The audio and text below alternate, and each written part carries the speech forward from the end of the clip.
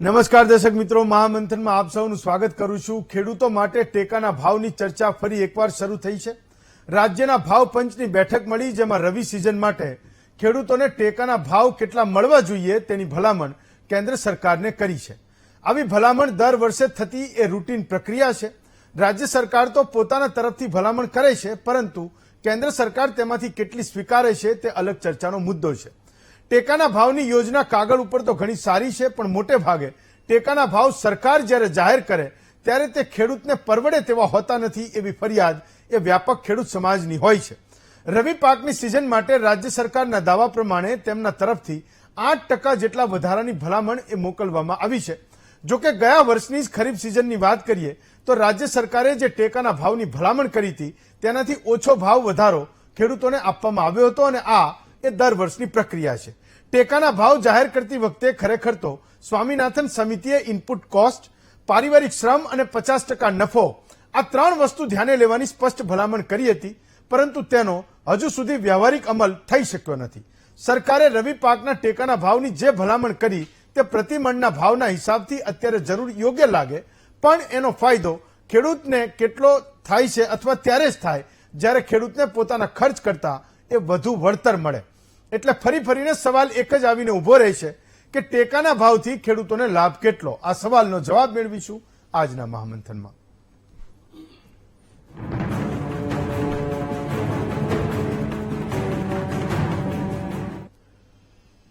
તો આજે દેશના કોઈ પણ વ્યવસાયને તમે પકડો, એમાં એ વ્યવસાયમાં રહેલો સફળ વ્યક્તિ એના સંતાનને એ વારસામાં એ વ્યવસાય આપીને જાય છે। માનો કે આપણા દેશના કોઈ રાજ્યની હાઈકોર્ટમાં કે કોઈ જિલ્લાની અદાલતમાં કોઈ એક સફળ વકીલ એને પ્રેક્ટિસ કરી, આખી જિંદગી પ્રેક્ટિસ કરી, તો એ એવું ઈચ્છે કે એનો દીકરો કે દીકરી એના વારસાને સંભાળે, LLB ભણે, LLM કરે અને વકીલાતનો વ્યવસાય શરૂ કરે। કારણ કે આખી જિંદગી એણે જે વકીલાત કરી છે એની ફાઇલોના એ કેટલાક ઢગલા હોય છે। કેસ ચાલતો રહેશે, નવો પણ કેસ આવશે એની પોતાની પ્રતિષ્ઠાના કારણે, પ્રેસ્ટીજના કારણે એ કેસ એને મળશે, પણ એ કેસ એની પોતાની એક જિંદગીમાં એ પૂરો થશે એની કોઈ ગેરંટી નથી। તો એક વકીલ પોતે એવું ઈચ્છે કે એના દીકરા કે દીકરીમાંથી કોઈ એ વકીલાતના વ્યવસાયને સંભાળે, LLM ભણે, LLB ભણે અને વકીલાત એ કરે। આવું બને છે। ક્યારેક એવું પણ થાય છે કે જાણીતા અને સફળ ડોક્ટર ક્યારેક તો શું કરવા, મોટે ભાગે એવું ઈચ્છે કે એનો દીકરો કે દીકરી એ ડોક્ટર બને। એક આખી જિંદગીમાં એક સફળ ડોક્ટર તરીકે એણે ક્યાંક હોસ્પિટલ બાંધી હશે, કોઈ જગ્યાએ એને પોતાનું ક્લિનિક વિકસાવ્યું હશે, એક સારી એવી પ્રેક્ટિસ હશે, તો એવું ઈચ્છે કે એનો દીકરો કે દીકરી એની પ્રેક્ટિસને સંભાળે, આગળ જતા એ આંખનો ડોક્ટર હોય, પ્રયત્ન કરશે કે એનો દીકરો કે દીકરી, એનું સંતાન એ આંખનો ડોક્ટર બને। કોઈ હાડકાના ડોક્ટર હશે, ઓર્થોપેડિક હશે, તો એ એવું નક્કી કરશે કે ભાઈ આ મારા દીકરા અને દીકરીમાંથી આને જેને રસ છે એ ઓર્થોપેડિક ડોક્ટર બને। તો NRI કોટામાં એ મેડિકલમાં એડમિશન લેવા માટે 50 લાખ પણ ખર્ચશે, અને અહીંયા ઓછા માર્ક આવ્યા છે તો રાજ્યમાં પણ ક્યાંક બીજી કોઈ જગ્યાએ એડમિશન લેશે ને એવું પણ બને કે વિદેશમાં પણ એ ડોક્ટરી કરવા મોકલે અને વિદેશમાંથી એ ડોક્ટરી ભણીને આવે, એ ડિગ્રી જેના બાપુજી પાસે છે એ પણ એ લે। તો મોટે ભાગે એવું બને કે એ ડોક્ટર જે બાપુજી છે એ પણ ઈચ્છતા હોય કે દીકરો ડોક્ટર બને, અને દીકરો પણ ઈચ્છે કે બાપાએ આખી જિંદગી જે પ્રેક્ટિસ કરી છે એને સહજ રીતે એ એના જીવનમાં વણી લે અને એનું પોતાનું એ ભરણ પોષણ કરે ને પૈસા કમાય। નેતાનો દીકરો થાય તો નેતા ત્યારથી જ એના માટે એવું વિચારવા માંડે કે મેં જે રાજકારણની ખેતી કરી છે, મારો દીકરો છે એ પણ આ રાજકારણમાં એનો જ્યારે સમય થશે ત્યારે આવશે। એવું બને કે દીકરો કદાચ એનું પોતાનું નવું રાજકારણ પણ વિકસાવે અને જે છે એને ક્યારેક જાળવી પણ રાખે, ક્યારેક ના પણ જાળવી શકે, પણ દીકરા અને બાપની બેયની ઈચ્છા હોય છે કે બાપાએ આખી જિંદગી રાજનેતાપણું કર્યું, એ રાજનીતિ કરી, તો હું પણ એ રાજનીતિ કરું। બાપની દીકરાની બેયની ઈચ્છા હોય, બની શકે। મોટે ભાગે એ ડાયનસ પોલિટિક્સ આપણે એને કહીએ છીએ, અત્યારે તો ઘણો બધો ચર્ચાનો વિષય છે, છતાં પણ એ બંધ થયું નથી। દીકરો અને બાપ બંને ઈચ્છે છે કે એ પણ રાજકારણના વ્યવસાયમાં એ આવે અને નવી રાજકારણની ખેતી કરે। માનો કે કોઈ વેપારી હોય તો એણે આખી જિંદગીમાં એના પોતાના વેપાર ધંધાને વિકસાવ્યો હોય, ઘણું બધું કમાયા હોય, એ બાપે પોતાની આખી જિંદગી એ વેપારને વિકસાવવામાં ખર્ચી છે, તો એવું ઈચ્છે કે એનો દીકરો એના વેપારને સંભાળે। દીકરો હોશિયાર હશે તો એવું બને કે ડાયવર્સિફિકેશન કરશે, એના બાપુજીએ એને ધંધો એક વારસામાં આપ્યો, એની સામે બીજા વિષયમાં એ ધંધો કરશે, કંઈક નવું વિકસાવશે. પણ એવું થાય છે કે વેપારીનો દીકરો વેપારી બને એ બાપ અને દીકરો એ બંને ઈચ્છતા હોય છે. તો આજે એવું થાય છે, તમે કોઈ પણ વ્યવસાય લો, ચાર્ટર્ડ એકાઉન્ટન્ટ લઈ લો, ભારતનો કોઈ પણ વ્યવસાય લઈ લો, એ બાપુજી એવું ઈચ્છે કે એનો દીકરો એના વ્યવસાયને સંભાળે. આજે એકમાત્ર વ્યવસાય એવો છે જેને હું ખેતી કહું છું. અગાઉ પણ કીધું છે કે આખી જિંદગી એ પરસેવો પાડીને ઘરનું પૂરું કર્યું હોય, એની સાથે દેશ અને દુનિયાના લોકોનું પેટ ભર્યું હોય, પણ એ બાપ એવું નથી ઈચ્છતો કે એનો દીકરો એ ખેતીમાં આવે. દીકરીઓ તો 20, 25, 30 વર્ષ પહેલા જ એ ખેતીમાં આપવાની બંધ કરી. તો ગામડાની સ્થિતિ આજે કંઈક અલગ છે. પણ બાપે ગમે એટલી મોટી ખેતી કરી હોય, એની પાસે વારસામાં ગમે એટલી મોટી જમીન આવી હોય, તો એ દીકરો માનો કે વ્યવસાયમાં એ ખેતીને સંભાળે પણ છે, તો એ ખેતીને મોટી કરી શકતો નથી. ના તો એ આજના સમયમાં માનો કે કોઈના ભાગમાં એ 50 વીઘા જમીન આવી, તો ખૂબ ભાગ્ય એવું બને છે કે 50 વીઘાનો ખેડૂત જ્યારે એના દીકરાને એ વારસામાં જમીન આપે, વારસાઈમાં જે આવ્યું છે એ જે કંઈ આપે, તો એ 50 વીઘામાંથી 55 વીઘા કે 60 વીઘા થઈ હોય. તો થાય છે એવું કે ઘણું બધું છે, દેશમાં ઘણા બધા પ્રયત્નો પણ થઈ રહ્યા છે. આજે સરકાર એ સબસિડીના ભાવે એ ખેડૂતોને વીજળી આપે, સબસિડીના ભાવે એને ખાતર આપે, બિયારણ આપે, ઘણા બધા પ્રયત્નો કરે. ડ્રીપ ઇરિગેશન માટે કોઈ મોટી સબસિડી આપે, 0% એ વ્યાજની લોનના વ્યાજની પણ એ વ્યવસ્થા કરશે કે ભાઈ ચલો ખેડૂતને 3 લાખ સુધીનું એ લોન પણ આપે, જેનું એને વ્યાજ ના ભરવું પડે. ઘણા બધા પ્રયત્નો થઈ રહ્યા છે. છતાં પણ આજે રોજ ખેતી છોડવા વાળો એક ખૂબ મોટો વર્ગ એ દેશમાં વિકસી રહ્યો છે. હમણાં આંકડા એવા હતા, કેટલા ખેડૂતો એ દર વર્ષે ખેતીને મૂકી રહ્યા છે. જેણે ખેતીને આખી જિંદગી અપનાવી, એ એવું ઈચ્છે છે કે એનો દીકરો કે દીકરી એ શહેરમાં જઈને કોઈ 15, 25, 30 હજારની એ નોકરી કરે, પણ ખેતી ન કરે. એના પણ કેટલાક સામાજિક કારણો છે, પણ સૌથી મોટું કારણ એ આર્થિક કારણ છે, જેને પરવડતું નથી. તો આજે ઘણા બધા પ્રયત્નો મેં કીધું એમ થઈ રહ્યા છે, છતાં પણ એ ખેતી પરવડે એવી નથી. એ હું માનું છું કે આજના સમયનો સૌથી વધારે ચિંતા અને ચિંતનનો વિષય બનવો જોઈએ. માનો કે આજે પ્રધાનમંત્રી મોદીએ 3જી વખત જવાબદારી સંભાળી, તો એની સાથે એ ખેડૂત સન્માન નિધિનો એ 17મો હપ્તો પણ ખેડૂતોના ખાતામાં પડ્યો હશે. અહીંયા રાજ્ય સરકારમાં મહત્વના લોકો જે સરકાર ચલાવે છે, એ આ શપથ અને પરિણામ અને ચૂંટણીના બધા એ ઘટમાળમાંથી જેવા નવરા પડ્યા, તો એને ભાવ પંચની બેઠક બોલાવી, ભાઈ આવનારો જે શિયાળુ પાક છે એના માટે જે 4 પાકોની આપણે નક્કી કરવાના છે, એની ભલામણ શું કરવી જોઈએ, કેન્દ્ર સરકારને શું મોકલવું જોઈએ. તો કર્યું. હું એવું સમજુ છું કે પ્રાથમિકતા તો છે, ખેડૂત એ પ્રાથમિકતા તો છે, પરંતુ છતાંય એ તમામ પ્રયત્નો કોન્સોલિડેટ થઈને ખેડૂતોના જીવનને બદલી નથી શકતા, ખેડૂતોના જીવનમાં સમૃદ્ધિ નથી લાવી શકતા, ખેડૂતોના જીવનમાં ખુશાલી નથી લાવી શકતા અને ચહેરા પર આનંદ નથી લાવી શકતા. એ હું માનું છું કે આજનો અત્યારનો એ સૌથી મોટો વિષય છે. અને આજે હું એવું સમજુ છું કે ગુજરાતનો ખેડૂત કે દેશનો ખેડૂત એ કોઈ પણ પ્રકારની સહાયની લાઇનમાં ઉભા રહેવા માંગતો નથી. એવું ઈચ્છે છે કે થાગડ થીગડ આ તમે જે બધું કરો છો, એના બદલે કોઈ એવું આયોજન થાય કે ખેડૂત પણ પોતાનું ગર્વથી માથું ઊંચું કરી શકે અને એવું કરે કે હું પણ ખેતી કરું છું. આજે કેટલી મુશ્કેલીઓમાંથી એ પસાર થાય છે એની વાત કરું છું કે આ બધી સબસિડીને કંઈક સહાય આપીને કંઈક કોઈ થઈ ગયું તો કે આટલું ભાઈ સરકાર એમાં 2 રૂપિયાનું બોનસ આપશે ને એ બધું છે.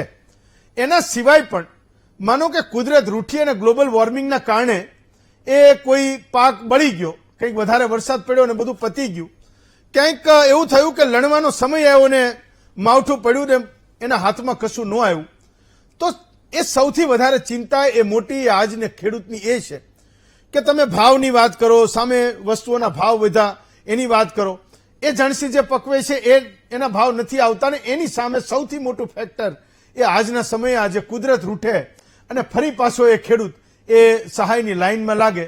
એ ખેડૂત આજે નથી ઈચ્છતો કે એને સહાયની લાઇનમાં લાગવું પડે. એવું કોઈ આયોજન થાય કે એને એ સરકાર કે કોઈ સંગઠનો પાસેથી, વ્યક્તિઓ પાસેથી એને કોઈની પાસે એ હાથ લાંબો ન કરવો પડે. ચિંતા એ પણ કરવાની છે કે રાષ્ટ્રીય કૃષિ ભાવ પંચ એ જ્યારે પણ ખેડૂતોના માટે એ જણસીના ટેકાના ભાવ નક્કી કરવા બેસે, તો આજે પણ એ જૂની ફોર્મ્યુલા, જૂના મેથડ પ્રમાણે એ ટેકાના ભાવ નક્કી કરવાનો એ ફોર્મ્યુલા બેસાડે છે, એ ગણતરી બેસાડે છે. દાખલા તરીકે મને જે ખબર છે એ કહું છું, એવા ઘણા બધા ફેક્ટર હશે. આજે લઘુત્તમ વેતનના ધોરણે એક ખેતીની મજૂરી એ 330 થી 350 રૂપિયા નક્કી કરે છે. હું તો ગામડાના કનેક્શન વાળો માણસ છું. મારા દર્શકો પણ મોટે ભાગે એ વાતને સમજે છે કે જ્યારે આજે સિઝન હોય ત્યારે એ કયા ગામમાં, કઈ સીમમાં, કઈ ખેતીમાં કે કયા પાકમાં એ ખેડૂતને 300, 350, 325 રૂપિયા મજૂર મળે છે. સૌથી મોટી સમસ્યા એ છે કે ગરજ પ્રમાણે ભાવ એ આપવા પડે છે. સારી વાત છે, સામેના માણસને પણ પૈસા મળે છે, પણ આપનારાના પોતાનામાં જ કંઈ નહીં વધે તો એ કેટલી ખુશીથી સામેના માણસને આપી શકશે? 500 રૂપિયા, 600 રૂપિયા, 650 રૂપિયા, 700 રૂપિયા એ નાની નાની ખેતીવાળાને પણ એ મજૂરી તરીકે એ ચૂકવવા પડે છે. તો જ્યારે રાષ્ટ્રીય કૃષિ ભાવ પંચને તમે એ ટેકાના ભાવના ખાના બેસાડતા જોશો તો મજૂરી તો હું એક ફેક્ટર કહું છું, એમાં બીજા વીજળી, પાણી, બિયારણ ઘણા બધા ફેક્ટર આવતા હશે. હું નથી માનતો કે સિઝને દર સિઝને એ ભાવ પંચ એને કન્સિડર કરતું હશે, એના ભાવ વધારાને એ એના ખાનાઓમાં ખતવતું હશે. પણ મુદ્દો એ છે કે જ્યારે એ ખેડૂતને સામે, એટલે રાષ્ટ્રીય કૃષિ ભાવ પંચ તો એ નક્કી કરે કે ભાઈ મજૂરી તો આટલી, બિયારણ તો આટલું, પાણી આટલું, તો એ જ્યારે નક્કી કરે છે ટેકાના ભાવ, ત્યારે એ ખેડૂતોની સાથે સાથે એ સામેનો વપરાશ કરનારો જે ગ્રાહક છે એની પણ ચિંતા કરે છે. તો એની ચિંતા એ સરકારે કરવી જોઈએ. રાષ્ટ્રીય કૃષિ ભાવ પંચ તો પોતાનો એક ફેર ઓપિનિયન આપે કે ઘઉં છે તો એક 5 વીઘામાં વાવ્યા છે તો આટલા થવા જોઈએ, એનો ભાવ છે એને આટલો પરવડવો જોઈએ.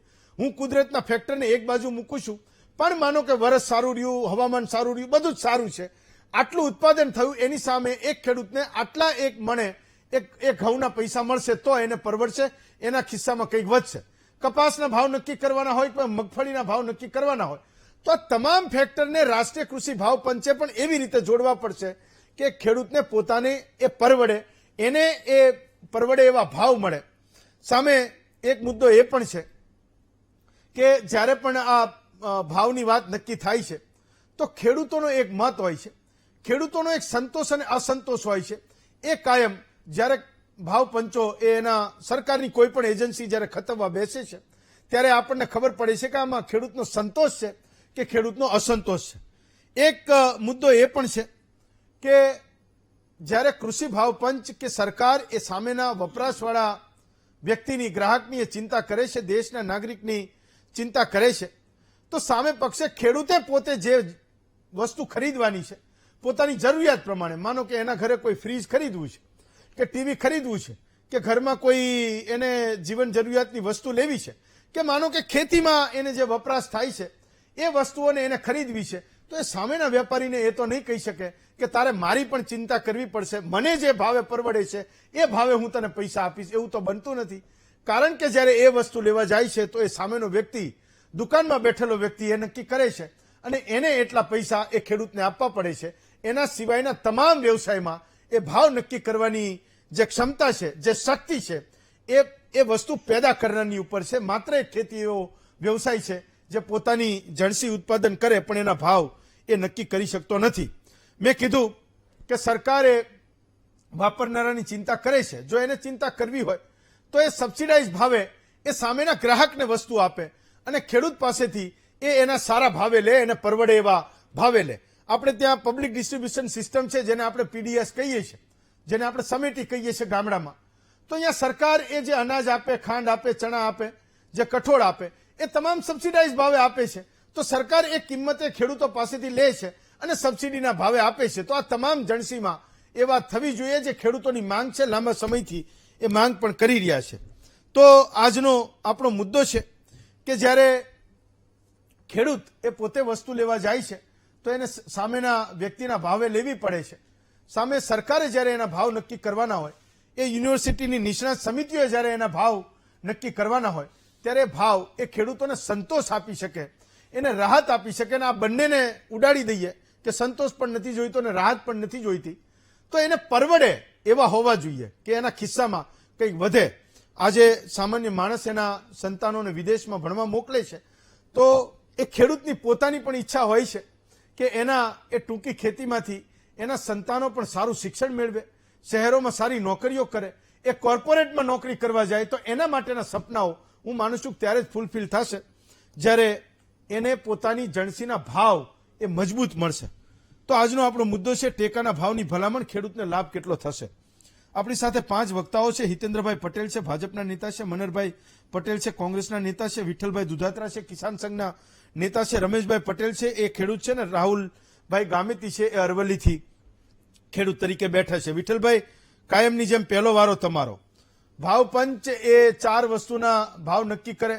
માનો કે જ્યારે ચોમાસાના ભાવ નક્કી થતા હતા ત્યારે પણ આપણે ચર્ચા કરી હતી. એક સિઝન પહેલા નક્કી કરે છે, સારી વાત છે. પણ આનો કોઈ એક ઉકેલ તો હોવો જોઈએ. ક્યાંક એની ફોર્મ્યુલા બદલાય, ક્યાંક એના ખાનાઓ બદલાય, ક્યાંક એ મજૂરીના ફેક્ટરને કંઈક અલગ ગણે, ક્યાંક દવા બિયારણના ફેક્ટરને કંઈક અલગ ગણે, ક્યાંક પાણી, વીજળી, ખેતીના ભાડાને કંઈક અલગ ગણે. તો હું માનું છું કે દર વર્ષની થતી ફરિયાદ એ કંઈક એ ખુશાલીમાં પરિવર્તિત થશે અને ખેડૂત એવું કહેશે કે હા, હું મારા સંતાનને પણ એ વારસામાં કહેતો જઈશ કે તું પણ ખેતી કરજે. વિઠ્ઠલ કાકા. ચોક્કસ હેમંતભાઈ, પ્રથમ તો કેન્દ્ર સરકાર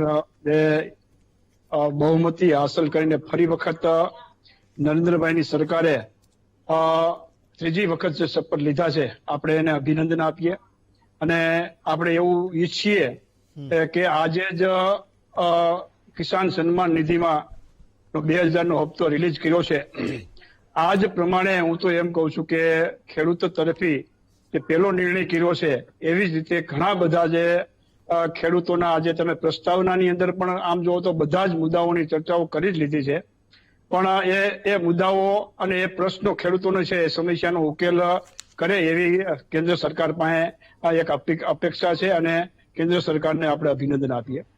આજે જયારે રાજ્ય સરકારનું ચૂંટણી ભાવપંચની બેઠક મળી હતી, એમાં હર વખત હું ઘણી બેઠકોમાં ગયેલો છું અને લગભગ બહુ સારા આંકડાઓ કેન્દ્ર સરકારમાં આપણે રજૂ કર્યા છે અને એ જ પદ્ધતિ પ્રમાણે આજે પણ એ જ લગભગ 8 થી 10% ભાવ વધારા સાથે કેન્દ્રમાં રજૂ કર્યા છે. એ આવકાર્ય છે. રાજ્ય સરકારના ચૂંટણી ભાવપંચની એક જવાબદારી વ્યવસ્થિત રીતે જવાબદારી નિભાવી છે, એ બદલ એને પણ હું અભિનંદન આપું છું. હિતેન્દ્રભાઈ પટેલ પણ લગભગ દરેક ભાવપંચની બેઠકની અંદર હોય છે. આમાં પણ કદાચ હશે એક ખેડૂત અગ્રણી તરીકે, ભાજપના તરીકે, અને એ પણ બહુ મોટી એમાં ભૂમિકા હોય છે, એમ જોયું હોય છે. આમાં ઉપસ્થિત લગભગ બધા જ મનહરભાઈ પટેલ પણ દરેક ડિબેટની અંદર ખેડૂતોનું બહુ સ્થળપક્ષી અભ્યાસ કરીને પ્રશ્નો રજૂઆત કરતા હોય છે અને એમ કહી શકાય કે હિતેન્દ્ર આપણે ભાઈ કે લગભગ કેટલાય વખતોથી ખેડૂતોની સમસ્યાને લઈને આપણે ડિબેટો કર્યા છે અને ખેડૂતોની સમસ્યાને વાચા આપી છે અને વાચા આપવાથી હું તો એમ કહું છું ઘણા બધા સરકારમાં એનો પ્રતિસાદ પણ પડ્યો છે અને સમસ્યાઓ ઉકેલી છે, એમાં પણ બેમત નથી. પરંતુ એક એવી કહી શકાય કે આજે ડિફરન્સ છે રાજ્ય સરકાર અને ભાવપંચની અંદર જે ભલામણો કરી છે એ કેન્દ્ર સરકાર બહુ નીચો ભાવ, શરૂઆતમાં તમે જેમ કીધું એમ કે ખેડૂત ને કેટલું ખર્ચ થાય છે એનો આધાર અને પછી છેલ્લે ગ્રાહક ને કયા ભાવે પરવડશે, એ બહુ મુદ્દો ખેડૂતોને મારે છે અને એને હિસાબે બહુ ભાવ નીચો જાય છે. મને એક આશ્ચર્ય એ વાતનું થાય છે હેમંતભાઈ કે સરકાર સમગ્ર ભારતની અંદર લગભગ 80 કરોડ ખેડૂત જનતાને એમ કહી શકાય કે 2 રૂપિયા કિલો ઘઉં, 3 રૂપિયા કિલો ચોખા, ચણા, કઠોળ અને તેલ લગભગ એમ કહી શકાય કે મફતના ભાવે આપે છે. તો જો મફતના ભાવે કે એ ભાવે આપતા હોય તો પછી હવે ખેડૂતોને એના પરવડે એ પ્રમાણે ભાવ આપવામાં લગભગ 60-70% ખેતી અને ખેતી આધારિત એમ કહી શકાય કે જનતા છે. તો સમગ્ર ખેડૂતોને, સમગ્ર ભારતના ખેડૂતોને જો પોષણક્ષમ ભાવ મળશે તો હું એમ કહું છું કે જે 80 કરોડ લોકોને સરકારે જે સબસિડીમાં અનાજ આપવું પડશે ને આપવું નહીં પડે, કારણ કે એની પણ રોજગારી વધશે. ખેડૂત રોજગારી નથી આપી શકતો. શા માટે? એના માલના ભાવ નથી મળતા. આગળ તમે કીધું કે 330 ના 350 કર્યા, 350 પણ મજૂર મળતા નથી. 400, 500 રૂપિયા, 600 રૂપિયા આપવા પડે છે. પણ જો ખેડૂતોને એના માલના ખર્ચને આધારે ભાવ મળે તો 600, 700, 800, 800 ને 1000 પણ આપીએ, પણ શરત એ છે કે ખર્ચને આધારે ભાવ મળવા જોઈએ, તો એ ભાવ તો મળતા નથી. હા આ એક વસ્તુ. બીજી વસ્તુ એ થઈ જી. કે લગભગ આપણે વીટીવી કે અન્ય ઘણા બધા ટીવીની માધ્યમની અંદર ખેડૂતોના પ્રશ્નને ખૂબ મોટી વાત આપવામાં આવી છે. અને એક લગભગ 3-4 વર્ષ થયા એક મુદ્દો એમએસપી અને એમએસપી ની ગેરંટી, આ મુદ્દો બહુ જોરથી ચર્ચાનો છે. ખૂબ રજૂઆતો થઈ છે. કિસાન સંઘે પણ રાષ્ટ્રીય સ્તર સુધીના આવેદન પત્રો અને રજૂઆતો કરી છે, ક્યાંક ધરણા પ્રદર્શનો કર્યા છે, અને પંજાબ કે દિલ્હીની સરહદે બહુ મોટું આંદોલન પણ થયું છે. એ આંદોલન તો અમે એમ કહીએ છીએ કે આંદોલન થી સરકાર ઝૂકે છે, પણ રજૂઆતને ધ્યાને એમ કહીએ કે બેરા કાન થઈ ગયા છે સરકારના. રજૂઆતને કોઈ પણ સરકાર ગાંઠતી નથી. જો તમે બહુ મોટું આંદોલન કરો, 3 કાયદાઓ હતા, એ કાયદાની ડિટેલમાં આપણે નહીં પડી, પણ એવડું મોટું આંદોલન થયું તો સરકારને ઝૂકવું પડ્યું. તો સરકાર એવો મેસેજ આપવા માંગે છે કે બહુ તમે મોટું આંદોલન કરી તો જ અમે ઝૂકીએ છીએ તમારી રજૂઆતને, અને ગમે એટલી રજૂઆત કરો કે ગમે એટલી સારી રજૂઆતો કરો તો પણ અમે માનવાના નથી. જો તમે હિંસક આંદોલન કરો તો જ તમારી વાત અમે માનીએ છીએ. આનાથી આ મેસેજ થઈ રહ્યો છે એ સરકાર માટે અને જનતા માટે પણ ગંભીર વસ્તુ છે. આ એક વસ્તુ છે. ખાસ મારે હેમંતભાઈ એ કહેવાનું છે કે જે અત્યારે ખેડૂતની જે તમે પ્રસ્તાવનાની અંદર વાત કરી કે ખેડૂત એક એવો વ્યવસાય છે કે એના પુત્રને એનો વ્યવસાય આપવા માંગતા નથી. બહુ મોટા ભાગે વ્યવસાયો એના પુત્રને આપે છે, અને એના બાપની સાથે જ એ વ્યવસાયની અંદર એનો પુત્ર, એનો વારસદાર કાબેલિયત ધરાવે છે. તો અત્યારે સ્થિતિ ગામડાની એ થઈ રહી છે કે એનો ખેડૂતના દીકરાને વ્યવસાયમાં નાખવા નથી માંગતો. શા માટે નથી માંગતો? અત્યારે સોશિયલ મીડિયાની અંદર ઘણું બધું એવું થાય છે, ખેડૂતોને અત્યારે બહુ સારું છે, ક્યાંક નાનો એવા ક્યાંક ખેડૂતો એવા પ્રગતિ કરી હોય છે તો એક દાખલા રૂપ કે આટલા કરોડ રૂપિયાની કમાણીને એવા દ્રષ્ટાંતો મળતા હોય છે, આપણે જોઈએ છીએ. પરંતુ મોટે ભાગે વ્યવસાયી લોકો, નોકરિયાત લોકો બચત કરતા હોય છે. ખેડૂતોને માટે ક્યારેય પણ કોઈ પણ બચત નથી. તમે સરકારના એવા આંકડા ઉપરથી જોઈ શકશો કે ખેડૂત લગભગ મોટે ભાગે લોન લેવા માટે જેઠ મહિનાની અંદર મંડળીની અંદર કે બેંકમાં જતો હોય છે. ક્યારે ડિપોઝિટ કરવા માટે એને એવું ક્યારેય નથી પૂછ્યું કે ડિપોઝિટમાં કેટલું મને વ્યાજ મળે, મને કેટલું ધિરાણ મળે, તો મને 3 લાખ સુધી 0% મળે છે, એના પછી કેટલા ટકા મળે છે. આ જ ખેડૂત પૂછપરછ કરે છે. તો હું તો એમ કહું છું ખેડૂત અત્યારે એકદમ હોશિયારો થઈ ગયો છે. એની મરણ મૂડી પણ નથી. એ જયારે વૃદ્ધ થાય છે ત્યારે એની પાસે કાંઈ પણ પ્રકારની એવી મૂડી હોતી નથી કે એ ટકી શકે. તો આ બહુ દુઃખદ વાત છે. એટલા માટે ખેડૂત પોતાના પુત્રને આ વ્યવસાય છોડી અને બીજા વ્યવસાય તરફ ધકેલવા માંગી રહ્યો છે. આ બહુ દુઃખદ ઘટના છે. આને માટે સરકારે ધ્યાન આપવું પડે, અને આ સરકાર એકદમ આ વખતે ટેકાના એમ કહીએ કે એક બોર્ડર ઉપર અટકી પડી છે. બોર્ડર ઉપર અટકી પડી છે. આ ખેડૂત આંદોલનને હિસાબે સીટો ગયો છે. જ્યાં જ્યાં આંદોલનો થયા છે ત્યાં સીટો ગઈ છે. સરકાર ધ્યાન આપે, નકર આવતે વખતે જો ખેડૂતો જાગૃત થયા તો આ ખેડૂતો સરકારમાં પરિવર્તન પણ કરી શકે, અને આંદોલનની પણ ભવિષ્યની અંદર એનો વ્યવસાય જો તૂટી જાય તો આંદોલન પણ કરે, અને તો પણ નવાઈ નથી એવું મને લાગે છે. ઓકે રમેશભાઈ, તો મારો સવાલ એ હતો કે હું તો વર્ષમાં 2 વાર એ ચર્ચા કરું છું. એકવાર શિયાળામાં અત્યારે જે આપણે લઈને બેઠા છીએ એ, અને એકવાર ચોમાસાના ભાવ નક્કી થાય. 2 વાર દર વખતે ખેડૂતોની લાગણી શું હોય એ જાણવાનો આપણે પ્રયત્ન કરીએ છીએ. આ વખતે પણ થયું. મારી પાસે ડેટા પણ છે. હું એ આંકડાઓમાં નહીં પડું કારણ કે આ 2 માટે વધારી છે એ પૂછવા માટે.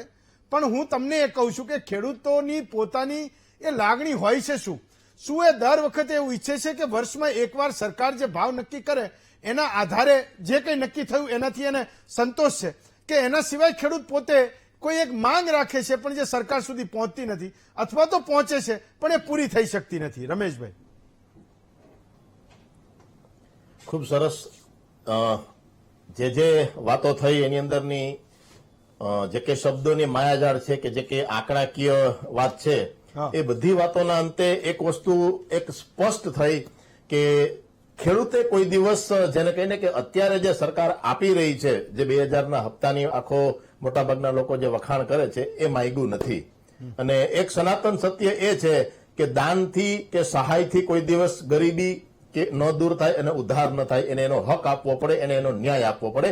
ન્યાયથી ગરીબી દૂર થાય અને હક આપવાથી ગરીબી દૂર થાય. જી. અને રહી વાત ટેકાના ભાવના આંકડાની તો જે લોકો કમિટીમાં હતા મારા મુરબ્બી આટલે દૂરથી પણ એમને જય બલરામ વિઠ્ઠલભાઈને કે એ લોકો જે કંઈ હતા કમિટીમાં એમને એક સ્વીકાર્યું એને મને કમને પણ સ્વીકાર્યું કે અમે જે આંકડાઓ અહીંના ચિતારના આધારે રજૂ કરીએ છીએ કેન્દ્ર સરકારને એનો બહુ જૂજ અમલ થાય છે. એક બહુ દુઃખની વાત છે. અને બધી જ વાતોના અંતે જો કોઈ પણ વ્યક્તિ સરકારની તારીફ કરે સરકારની નીતિઓની તારીફ કરે સરકારની સહાયની તારીફ કરે તો એ બધી વાતની અંદર છેલ્લે એ વાત આવીને ઉભી રહી કે જો ગામડા ખાલી થતા હોય ખેતી પ્રત્યે એને રૂચિ ન હોય ખેતીની અંદર મજૂરી વધારે આપવા માટે ખેડૂત સક્ષમ ન હોય તો સરકારી યોજનાઓના વખાણ કરવા કેવી રીતે? વખાણ કરવાને લાયક જો સરકારની યોજનાઓ હોય દેશના 80 કરોડ લોકોને અનાજ આપવું મફત એ કોઈ ઉપલબ્ધિ નથી. એ ઠોસ નીતિનો અભાવ છે. ખેડૂતોને 2000નો હપ્તો આપવો એ ખેડૂતનું સન્માન નથી.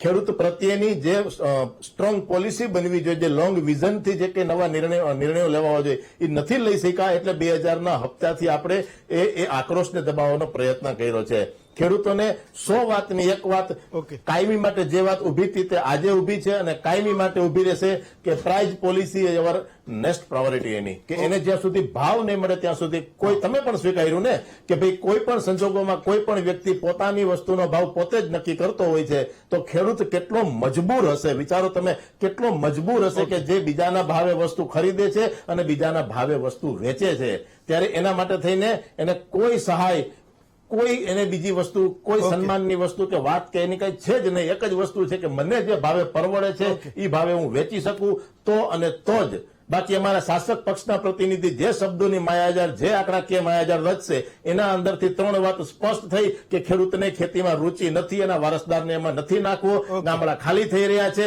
અને તે બીજાને મજૂરી આપવાને સક્ષમ નથી રહ્યો. તો યોજનાઓ જે છે તે બુમરેંગ સાબિત થઈ છે એ ફારસ સાબિત થઈ છે. ઓકે રાહુલભાઈ, તો આજે જ્યારે શિયાળુ પાક માટે સરકારની એ ભાવપંચની સમિતિ એ જ્યારે બેસે રાજ્ય સરકાર એક ભલામણ કરે તો મેં કીધું કે વર્ષમાં એકવાર એ મોકો આવે છે કે જે ખેડૂતો રાયડો વાવે છે જે ખેડૂત તુવેર વાવે છે જે ખેડૂત શેરડી વાવે છે એની પોતાની અપેક્ષા શું હોય એ શું સરકાર કરે એના માટે એને ભાવ મળે એના માટે શું કરે એ ખેડૂતની પોતાની અપેક્ષા હોય. રાહુલભાઈ,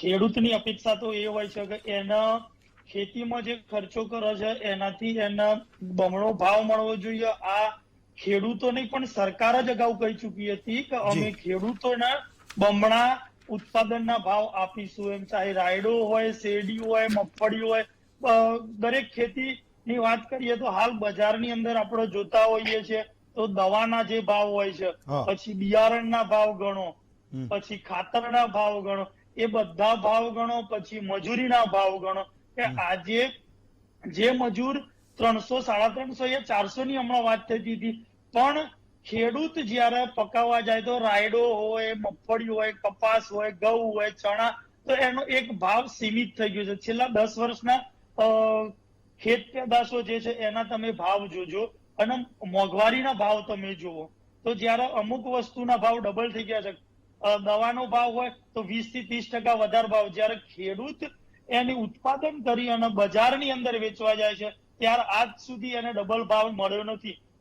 ધારો કે કપાસનો ભાવ આપણે 2000 રૂપિયા પકડીને ચાલીએ તો એને 4000 રૂપિયા ડબલ તરીકે ગણવા જઈએ તો એટલો ભાવ આખા ભારતમાં પણ ક્યાંય મળ્યો નથી. એટલે ખેડૂતો માટે તો સરકારે વિચારવું જોઈએ અને ખેડૂત એક એના પરિવારને પણ ચલાવતો હોય છે. બીજું કહેવાનું એવું છે તો આપણે જયારે ભારત દેશના ખેતી પ્રધાન દેશ ગણતા હોઈએ છીએ ત્યારે આપણા જ ભારત દેશના ખેડૂતોની હાલત તમે જુઓ તો ઘણા ખરા રાજ્યોની અંદર ખેડૂતોના એમના દેવાના તળે આત્મહત્યા કરવાના પણ બનાવો આપણી સામે આવેલા છે. આપણે 2000 સન્માન નિધિની વાત તો કરી જ રહ્યા છીએ પણ એમનું દેવું જે હોય છે એ 2000 સન્માન નિધિના સામે જોવા જઈએ તો બહુ એમનું મોટા પ્રમાણમાં દેવું હોય છે. ઓકે, એટલે ચલો તમે એક સરકારે નવો પોઈન્ટ રેઝ કર્યો એક રાહુલભાઈ. ફાઇન, હા હું સમજી ગયો તમે જે કીધું.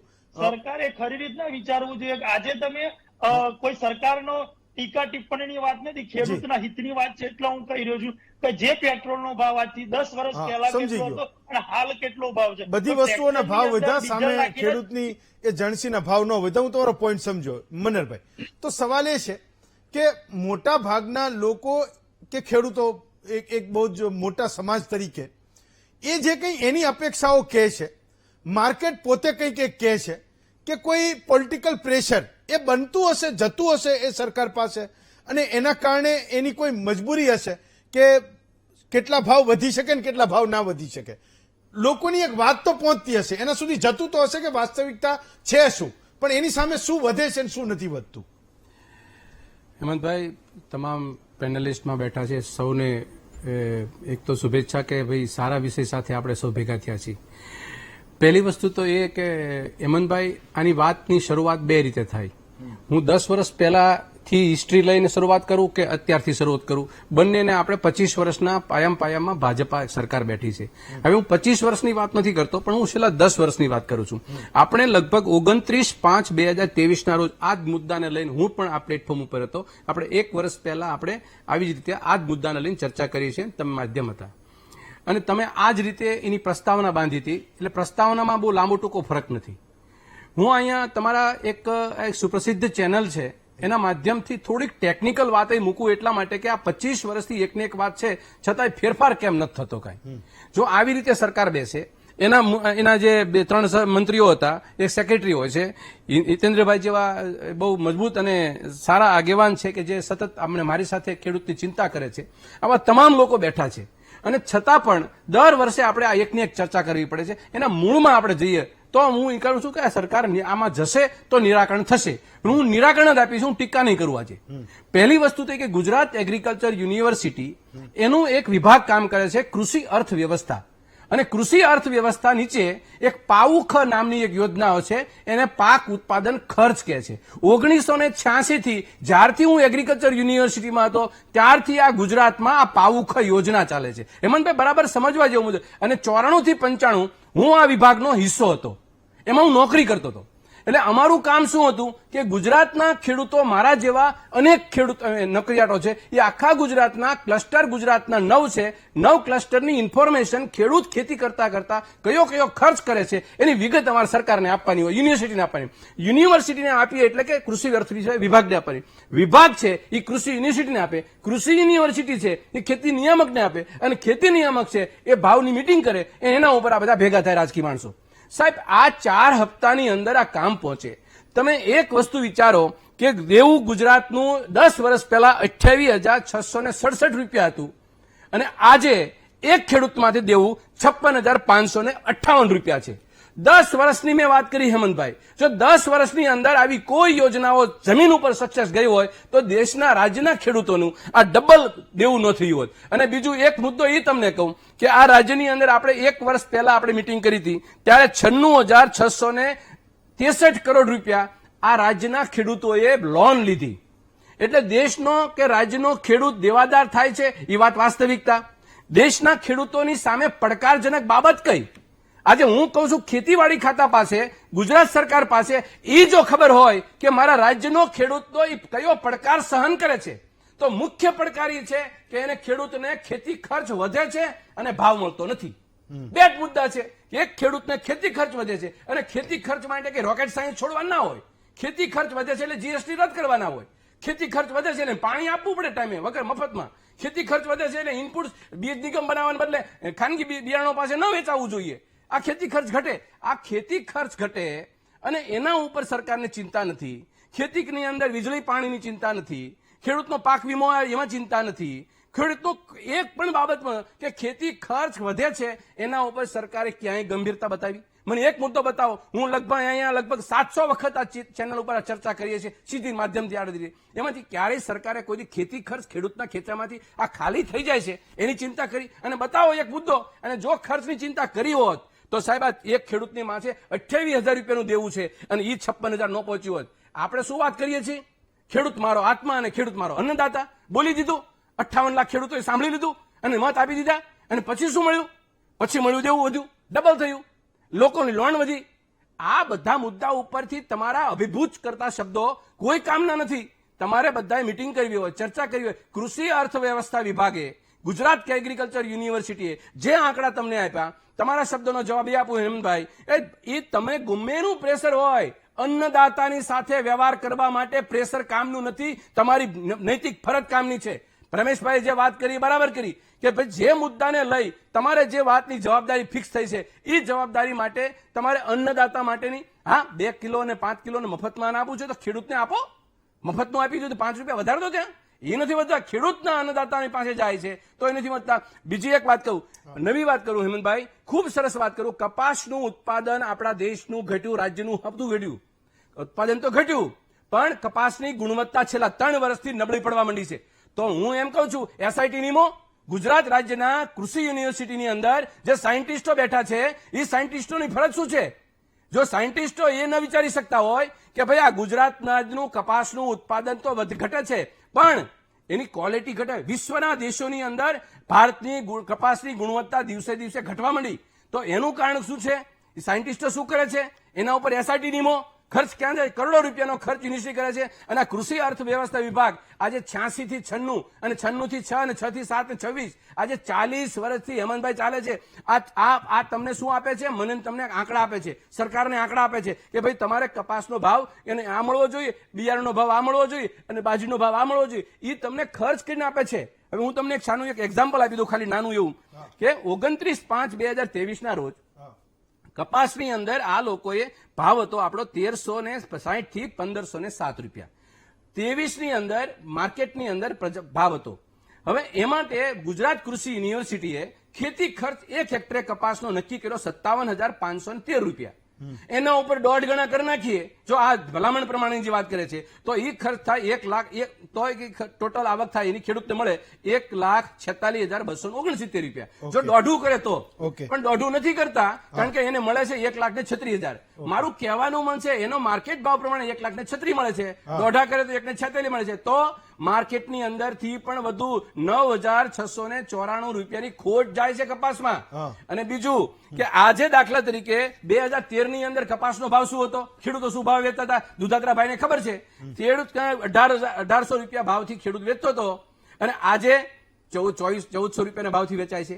તમે વિચાર કરો હેમંતભાઈ, ખેડૂતો માટેની ચિંતા કરતા આ લાલ લાઈટ તમને બતાવી હશે આ ખેડૂતોને કે ભાઈ 2013 માં 1,800 ભાવ વેચતો હતો, 10 વર્ષ પછી ભાજપાની સરકાર અને પછી 1,400 બીજું સોયાબીનની અંદર 6,000 રૂપિયા વેચાતું હતું સોયાબીન અને અત્યારે 4500 વેચાય છે.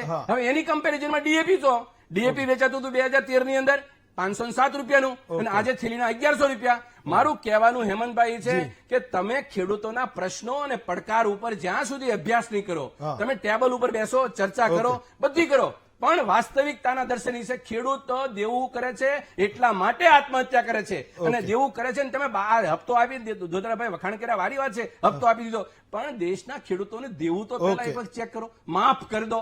તમે કરોડો રૂપિયાના તમે ઉદ્યોગપતિના દેવા માફ કરો છો તો આ માફ કરવાથી જો ખેડૂતોનું ધનધાન્ય બની જતું હોય અને તમારા જે દરેકના થાળીમાં જે કોળીઓ આવે છે, અન્ન આવે છે, એ ખેડૂતને અન્નદાતાથી આવે છે, તો એને તો રિસ્પેક્ટ કરીએ થોડુંક. એટલે આ રિસ્પેક્ટ કરવાની વાત કરીને એક લીટીમાં પૂરી કરું મારી વાત. મારો સરવાળો એ છે કે આપણે ચર્ચા કરીએ, ગમે મુદ્દો લઈએ, પણ મુદ્દાની સાથે સાથે ખેડૂતોની પડકારજનક બાબતોની ચર્ચા જ્યાં સુધી ટેબલ ઉપર નહીં થાય, માત્ર ને માત્ર કાગળના આંકડા ઉપર ગોઠવી દઈશું, કેન્દ્ર સરકાર તમારા આંકડાને લીટ મારી દેશે, બીજા આંકડા મૂકી દેશે, વાસ્તવિકતા આપણેથી દૂર રહીશું અને પાછી ચર્ચા મારી પાસે જે અત્યારે આંકડા છે એની જ મારે ચર્ચા કરવી પડે.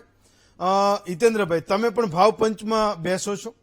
23-24 તમે રવિ સિઝન માટે જે ભાવ પંચને ભલામણ કરી હતી એ 770 રૂપિયા મણ ઘઉં એ તમે ભલામણ કરી હતી. 810 રૂપિયા તમે આ વખતે કરી છે. તમે 810 તો કરી, પણ 2023-24 રાજ્ય સરકારે જે 770 મણે જે કરી હતી એની સામે વાસ્તવિકતા આજે પણ 455 છે. તમે ભલામણમાં તો ડબલે પહોંચી ગયા. ભાઈ 810 રૂપિયા મણ એ ઘઉં સરકારે એ આપવા જોઈએ, ટેકાના ભાવે લેવા જોઈએ, 810 રૂપિયા એ ખેડૂતને આપવા જોઈએ. પણ આજે પણ એની સ્થિતિ તમે ચણામાં ગણો તો તમે 2023-24 1342 રૂપિયા મને ખરીદવા જોઈએ એવું તમે કીધું હતું. વાસ્તવિકતા આજે 1088 સુધી પહોંચી છે. તમે ભલામણમાં પાછા 1410 પહોંચી ગયા. આ અંતર કેમ છે હું એ સમજવા માંગુ છું. માનો કે તમે જે ભલામણ કરો છો, હું મારી જે સમજણ છે એ પૂછું છું, તમે જવાબ આપજો. તમે જે ભલામણ કરો છો કે 810 રૂપિયા મણ એ સરકારે ટેકાના ભાવે ખરીદી કરવી જોઈએ, કરી લે તો આ સંતોષ અને રાહતની વાત જ ખતમ થઈ ગઈ. હું માનું છું કે સંતોષ અને રાહત હશે કે 810 રૂપિયા ખેડૂતના ઘઉં ગયા, પણ એ 455 તો એની રાહત નહીં જ હોય. જવાબ આપો. હેમંતભાઈ, આજે દેશના યશસ્વી વડાપ્રધાન શ્રી નરેન્દ્રભાઈ મોદી સાહેબે સતત ત્રીજી વાર વડાપ્રધાન તરીકે જવાબદારી સંભાળી છે. એ માટે એમની નવી ઇનિંગ માટે હૃદયપૂર્વક અભિનંદન પાઠવું છું. સાથે સાથે એમણે નવી ઇનિંગની શરૂઆત, એમનું પહેલું કામ જે છે એ ખેડૂતો માટે કર્યું છે, ગરીબો માટે કર્યું છે. ખેડૂતોને કિસાન સન્માન નિધિનો હપ્તો આજે રિલીઝ કર્યો છે. પહેલી સાઈન એમને કરી છે. 20,000 કરોડ રૂપિયા 10 કરોડ ખેડૂતોના ખાતામાં એક જ ક્લિકથી જાય એવો અભૂતપૂર્વ નિર્ણય કર્યો છે. સાથે સાથે દેશમાં ગરીબો માટે, ખેડૂતો માટે, ખેતમજૂરો માટે, કારીગરો માટે 3 કરોડ નવા મકાનો બનાવવાનો, એને છત મળે એવો નિર્ણય પણ કર્યો છે. એટલે ગામડાને, ગરીબને, ખેડૂતને, ખેતમજૂરને હૃદયમાં રાખીને જે નિર્ણયો કર્યા છે, શરૂઆત કરી છે, એ માટે ખેડૂતો વતીથી પણ એમને હૃદયપૂર્વક અભિનંદન પાઠવું છું. ખેડૂતો માટેની જે પ્રતિબદ્ધતા સરકારની છે એ આજે આ આવડા મોટા નિર્ણયમાં, આવડા મોટા પદભારમાં એક વડાપ્રધાનને સૌથી પહેલા ખેડૂત યાદ આવે, ગરીબ યાદ આવે, ખેડૂતોનું બજેટ અનેક ગણું વધે અને એક ક્ષેત્રમાં કામ થાય, સ્વામીનાથન કમિટીની ભલામણોનો સ્વીકાર થાય, એ આ સરકારની, આ વડાપ્રધાનની ખેડૂતો માટેની પ્રાથમિકતા. એ ખૂબ સરસ પ્રશ્ન ચર્ચામાં છે. સૌ ખેડૂત આગેવાનોએ જે ચિંતા વ્યક્ત કરી છે કે ખેડૂતોને ભરણ પોષણ નથી થતું, ખેડૂતોને સમાજના અન્ય વર્ગોની સરખામણીમાં એનું માન સન્માન સચવાય અથવા એના પરિવારનું એ પ્રમાણેનું જીવન ધોરણ બને એટલી આવક નથી થતી, એ હકીકત છે. એ વાતનો પણ અમે સ્વીકાર કરીએ છીએ. કુલ મળીને જે પણ પ્રશ્નો, જે સમસ્યાઓ છે એના તરફ જે ધ્યાન દોર્યું છે એના માટે પણ એમને અભિનંદન પાઠવું છું. અહીંયા ટેકાના ભાવે ખરીદી કરવા માટેની જે વ્યવસ્થા છે, મનહરભાઈએ આખી પ્રક્રિયા સમજાવી દીધી છે. એટલે એનાથી આગળ હું જઉં તો આપનો જે પ્રશ્ન હતો કે ટેકાના ભાવે આ પૈસાની ભલામણ થઈ હતી, આ પૈસાની ભલામણ આમાં સ્વીકારાઈ, તો એમાં કોઈક મોટો ગેપ છે. હેમંતભાઈ, એના ઉપર આવું ને એ પહેલા આ એમએસપીની ખરીદી કરવાની 2014થી જે ખરીદીની શરૂઆત થઈ, અત્યાર સુધી જે ખરીદી થઈ અને એના જે પરિણામો આવ્યા, એમાં સૌથી મોટું પરિણામ એ છે કે એમએસપીની ખરીદી કરવાનો નિર્ણય થાય અને અત્યારે આ રવિ સિઝનના ભાવો, એટલે શિયાળામાં જે પાકો વાવવાના છે, હજુ ખરીફ સિઝન તો શરૂ નથી થઈ, એના ભાવો અમે 3 મહિના પહેલા નક્કી કર્યા છે. એટલે ખેડૂતોને આ સિઝનમાં શું વાવવું એ આટલું 3 મહિના પહેલા ખબર પડે, એટલે એ પોતાના ખેતરમાં શું ઉત્પાદન કરવું અને શું વળતર મળશે નક્કી કરી શકે. બીજું, સરકાર ટેકાના ભાવે કેટલી ખરીદી કરશે એ પણ 2 મહિના પહેલા નક્કી કરે અને 1 મહિના પહેલા એનું ઓનલાઈન રજીસ્ટ્રેશન કરે. આ બધી પ્રક્રિયાથી, ભાવોથી ઉપર, આ બધી પ્રક્રિયા સમયસર અને ટ્રાન્સપરન્સીથી થાય છે. એટલે વેપારીઓ રિંગ કરી અને ખેડૂતોનો ભાવ, જે માલ છે એ મફત પડાવી લેવાનો જે કારસો કરતા હતા ને, એનાથી ખૂબ મોટો બચાવ થયો છે. અને છેલ્લા 3 વર્ષથી મોટા ભાગની જણસી એમએસપી ઉપરથી ઉપર વેચાય છે. પીડીએસ સિસ્ટમમાં ગુજરાતમાંથી ઘઉં નથી મળ્યા એટલે આપણે બીજા રાજ્યોમાંથી લાવ્યા છીએ, આ વાસ્તવિકતા છે. મગફળીનો દાણો, રાયડાનો દાણો નથી ખરીદાતો. આજે રાયડાની ખરીદી ચાલુ છે, ચણાની ખરીદી ચાલુ છે, પણ પીડીએસમાં આવતું જ નથી, કારણ કે આપણે ભાવ નક્કી કર્યા છે એના કરતા બજાર ઊંચું છે. એનું એકમાત્ર કારણ છે કે આ સરકારના સમયસર આયોજનથી ટેકાના ભાવનું પ્લાનિંગ થાય, ભાવો નક્કી થાય, ખરીદી ઓનલાઈન થાય, ટ્રાન્સપરન્સીથી થાય અને ખાતામાં ખેડૂતને સમયસર સીધા પૈસા મળી જાય. મને લાગે છે તમારો ભાવ પણ વ્યાજબી છે કે ખેડૂતને પોતાના ભાવો નક્કી કરવાનો અધિકાર મળે અને પોષણક્ષમ ભાવ મળે. નિષ્ણાત સમિતિની ભલામણોથી મળી અને ખેડૂત આગેવાનોની ભલામણો સુધીનો એક ગેપ છે. અને આપે કીધું સાચી વાત છે કે જેટલી ભલામણ કર્યા છે એટલા પૈસા નથી મળતા. એના માટે પણ એક મોટું વ્યવસ્થાઓ છે. આઈસીઆર જે ભાવો નક્કી કરે છે એ સમગ્ર દેશ માટે નક્કી કરે છે. અહીંયાથી ઘઉંના ટેકાના ભાવ અમે મોકલી આપ્યા, કારણ કે અમારો ઉત્પાદન ખર્ચ 2275 રૂપિયા આવ્યો છે. એની સામે અમે બીજા રાજ્યોનું જોયું તો મધ્યપ્રદેશનો ઉત્પાદન ખર્ચ 1600 રૂપિયા અને રાજસ્થાનનો 1500 રૂપિયા આવ્યો છે. તો એનો ઉત્પાદન ખર્ચ ઓછો છે. એની સામે મધ્યપ્રદેશ કે ઉત્તર પ્રદેશ જેવા રાજ્યો કે પંજાબ જેવા રાજ્યો ઘઉં માટેનું એક એને અનુકૂળ વાતાવરણ છે, અનુકૂળ જમીન છે અને અનુકૂળ પાણી છે, તો ઉત્પાદન વધારે આવે. તો જ્યારે કેન્દ્ર સરકાર નક્કી કરે છે ત્યારે આખા દેશના પરિપ્રેક્ષમાં નક્કી કરે. આજે જ અમે આ બાબતમાં ખૂબ મોટી ચર્ચા કરી હતી અને હું બચાવ નથી કરતો, ખૂબ કડક ભાષામાં અમે આર્ગ્યુમેન્ટ પણ કર્યા હતા કે ભાઈ અમને પોસાવવું જોઈએ, બધાને મળે કે ના મળે, બધાને પોસાય કે ના પોસાય, અમને અમારો ભાવ મળવો જોઈએ અને તમને બીજાને ના પોસાતું હોય તો રાજ્યની જવાબદારી કેન્દ્ર સરકારની છે. અને કેન્દ્ર સરકાર 85 કરોડ લોકોને આપે જ છે. કેન્દ્ર સરકાર સસ્તી વીજળી આપે જ છે. કેન્દ્ર સરકાર સસ્તું પાણી આપે જ છે. કેન્દ્ર સરકાર ડ્રીપ ઇરિગેશનમાં સબસિડી આપે જ છે. કેન્દ્ર સરકાર 0% વ્યાજે ધિરાણ આપે જ છે. એટલે સરકાર આપે છે એ પૂરતું સાબિત નથી થયું, પણ સરકારના પ્રયત્નો એમાં પ્રામાણિક છે. સ્વામીનાથન કમિટીની ભલામણોનો રિપોર્ટ એ 10 વર્ષ સુધી કોંગ્રેસની સરકારમાં પડ્યો રહ્યો, કોઈએ નહીં જોયું. અને 15-20 હજારનું ધિરાણ લેવા માટે આ મનહરભાઈ વાત કરતા હતા ને કે ખેડૂતોનું દેવું વધી ગયું. દેવું નથી વધ્યું, એ દેવું રેકર્ડ ઉપર એને 15-20 હજાર તમે આપતા હતા. બીજા 50 હજાર જોઈએ તો સાહુકાર પાસેથી 5%, 10%, 15% લેતા હતા. એને બિયારણ એ 5 મણ ઘઉં લાવીને વાવે તો એને 3 મહિનામાં 10 મણ આપવા પડતા હતા. એ આપણે તમે મેં બધાએ જોયું છે અને ખેડૂત મિત્રોએ પણ જોયું છે. હું કોઈ સરકારના બચાવ નથી કરતો. ખેડૂતોને ઓછું મળે છે, હજુ એનું દળદળ ફીટ્યું નથી અથવા હજુ એને પોસાતું નથી, એ વાતે સંમત જ છું, કારણ કે ખેડૂતનો દીકરો છું. પણ જે કર્યું છે એ વાત પણ આપણે સ્વીકારવી પડે. અને એટલા માટે નર્મદા યોજનાથી પાણી આપ્યું, 0% વ્યાજે ધિરાણ આપ્યું, આ કિસાન સન્માન નિધિનો હપ્તો આપ્યો, એને ઇનપુટ્સમાં ખાતરમાં કોંગ્રેસની સરકાર હતી ત્યારે 60,000 કરોડ સબસિડી હતી. આંતરરાષ્ટ્રીય બજારમાં વધારો થયો, એમાં કોંગ્રેસનો વાંક નથી ને ભાજપનો નથી. પણ તેમ છતાં 2.5 લાખ કરોડ સબસિડી ભારત સરકાર આપે છે. એટલે 4 ગણા પૈસા બેર કરે છે અને ઓયના ભાવે યુરિયા આપવાનું કામ આપણે કરીએ છીએ. પણ તેમ છતાં પૂરું નથી થતું. અને એટલે સરકારે અથવા ખેડૂતોએ અથવા ખેડૂત આગેવાનોએ આ ચિંતાનો વિષય છે. અને તમે બહુ સરસ વાત કરી કે ભાઈ પૂરું નથી થતું તો એના માટે ચિંતાનું કારણ છે આ થાગડ થીગડ છે ને. અને ખેડૂતો પણ કહે છે કે મારે આવી ભીખ નથી જોઈતી, સબસિડીના સહારે કે આ કિસાન સન્માન નિધિના હપ્તાથી કે ખેડૂતોનું પૂરું થવાનું નથી. પણ આ હાલ ખેડૂત ટકી જાય, ખેતીમાં રહે અને લોકોનું પેટ ભરવા માટે અનાજ પેદા થાય, એના માટે જરૂરી છે. પણ ક્લાઇમેટ ચેન્જ કે ગ્લોબલ વોર્મિંગ એટલી હદે વધી ગયું છે. આજે જ યુનિવર્સિટીના વીસી અમારી સાથે હતા તો અમે તાકીદ કરી છે કે આ ગરમ વાતાવરણમાં પણ ટકી શકે એવા પાકોનું સંશોધન થાય. મને કહેતા આનંદ થાય છે કે એ લોકો એ દિશામાં ખૂબ ઝડપથી આગળ વધ્યા છે અને આવનારા દિવસોમાં એવી વેરાયટી પણ આપે કે 50 ડિગ્રી સુધી એ ઉત્પાદન આપી શકે અથવા એની સેલ્ફ લાઈફ કે ગુણવત્તા અથવા એમાં પોષક તત્વો ટકી રહે એવા પ્રકારનું કામ પણ એ કરી રહ્યા છે. પણ આ બધું ખૂબ ડીલે ચાલે છે. અને એટલા માટે પ્રાકૃતિક ખેતી, જળસંચય, વૃક્ષારોપણ અને વેલ્યુ એડિશન એ એના વિકલ્પો છે. અને આપણે એ દિશામાં રાજ્ય સરકાર, પ્રાકૃતિક કૃષિ યુનિવર્સિટી, પ્રાકૃતિક કૃષિ બોર્ડ અને રાજ્ય સરકારની યુનિવર્સિટીઓ કામ કરી રહી છે. મને રાજ્યપાલ સાહેબ એમણે એક મોટો ભેખ લીધો છે અને ખૂબ મોટી ટીમ એમના નેતૃત્વમાં કામ કરી રહી છે.